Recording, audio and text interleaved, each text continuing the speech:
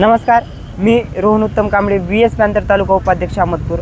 आज दिनांक 6/7/2026 रोजी अहमदपूर उपविभागीय कार्यालय अहमदपूर यांच्या कार्यालयासमोर मी उपोषणास बसलेला आहे। याचं कारण वैद्यकीय अधीक्षक श्री बाळासाहेब नागरगोजे यांनी मला वैद्यकीय सेवा न दिल्याबद्दल व त्यांच्या मालमत्तेची चौकशी करण्यात यावी व त्यांचे बोगस म्हणण्यापेक्षा प्रमाणपत्र जे अपंगाचे आहेत त्याची सखोल चौकशी करण्यात यावी, यासाठी मी आज इथं उपोषणाला बसलेलं आहे। त्यासोबत अहमदपूरमध्ये AC, पंखे, नंतर ऑक्सिजन नळकांड्या अशा भरपूर प्रकारच्या वस्तू जे चोरीला गेले म्हणून नागरगोजे साहेबांनी सांगितलेले आहेत, पण ते खरोखर चोरीला गेलेत का याचा सुद्धा तपास करण्यात यावा, यासाठी आज अहमदपुरात इथं बसलेलं आहे।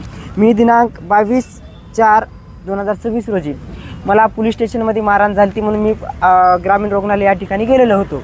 पण त्या ठिकाणी गेले असता मी सायंकाळी 7 वाजता ग्रामीण रुग्णालय या ठिकाणी गेलो होतो आणि मला तिथल्या जे नर्स वगैरे असतात त्यांनी मला दवाखान्यामध्ये ॲडमिट केल्याच्या नंतर अर्धा ते 1 तास त्या ठिकाणी मला उपचार झाला, सगळं झालं।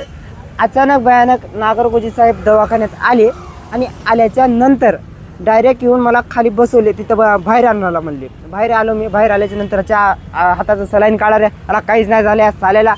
म्हणलं साहेब शिव्या देऊ नका, मला व्हिडिओ चालू करा म्हणलं। मग माझ्या मित्राला व्हिडिओ चालू करायला लावलो।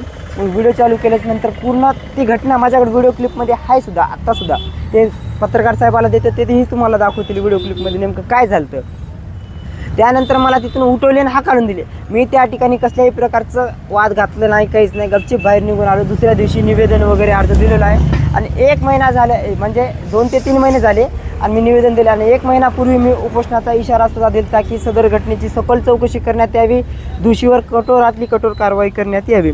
मग त्या ह्याच्यामध्ये मला काही गोष्टी समोर आल्या की डॉक्टर बाळासाहेब नागरगोजे यांनी 4 ते 5 महिन्या पहिलं पोलीस स्टेशन इथे तक्रार दिलेली आहे, म्हणजे निवेदन दिलेलं आहे की बाबा आमच्या ग्रामीण रुग्णालय या ठिकाणून AC, पंखे, कूलर म्हणजे जी साहित्य शासनामार्फत आलते ते चोरीला गेले। ते खरोखर चोरीला गेले असतील का हा सगळ्यात मोठा प्रश्न आहे, का ह्यांच्या खिशात गेलेत हे कुणालाच माहिती नाही। आता मेन पाहिलं तर आपण त्या ठिकाणी CCTV कॅमेरे आहेत, त्या ठिकाणी कर्मचारी आहेत, त्या ठिकाणी शिपाई आहेत, सगळे बाहेर आहेत आणि बाजूनं बघितलं तर पूर्ण बाँड्री आहे जे की एकदम चांगली आणि उत्तर दर्जाची बाँड्री आहे। त्या ठिकाणी कोणी येऊ बी शकणार, काय बी नाही। आणि दवाखाना एक असा आहे पॉईंट आहे ज्या ठिकाणी 24 घंटे माणूस अवेलेबल राहतो, 24 घंटे माणूस अवेलेबल राहतो, त्या ठिकाणी वस्तू चोरीला जाऊ शकतात का? सगळ्यात मोठा प्रश्न पडलेला आहे। डॉक्टर नागरगोजे यांनी याचं उत्तर द्यावं आणि याची सखोलात चौकशी करण्यात यावी। ही सगळा काहीच नाही, चोरीला गेले नाहीत, काहीच नाही।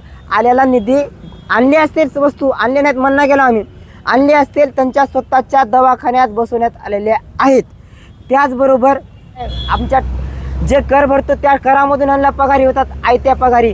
हृदयाचे तज्ज्ञ आहेत म्हणत नाही। आतापर्यंत मला अहमदपुरामध्ये दाखवा किती जणांचे हृदयाचे ऑपरेशन झालेत, किती जणांचा इथे इलाज झाला आहे, एकाचाही नाही।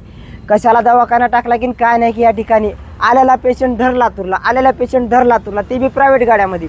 2 महिन्या पहिलं मी एक पोट सोडलं, त्यामध्ये अहमदपूर ग्रामीण रुग्णालयाच्या ठिकाणी ॲम्ब्युलन्स अवेलेबल नाहीत म्हणून पोट सोडली, तर दुसऱ्या दिवशी ॲम्ब्युलन्स तिथं आणून लावले। म्हणजे जवळ आमच्या प्रायव्हेट ॲम्ब्युलन्सा भरत नाही तोवर यांच्या सरकारी ॲम्ब्युलन्सा सोडत नाहीत। नागरगोजेच्या दवाखान्याच्या पाठीमागे जावं ॲम्ब्युलन्स असतात, आत्तासुद्धा जावं। नागरिक असल्यानं संताप हा सगळा आपण सहन करून घेतो, आपण का करून घ्यायचा यासाठी मी आज या ठिकाणी बसलेलो आहे व प्रशासनाने व सगळ्यांनी याची दखल घ्यावी व मला न्याय द्यावा हीच माझी विनंती आहे।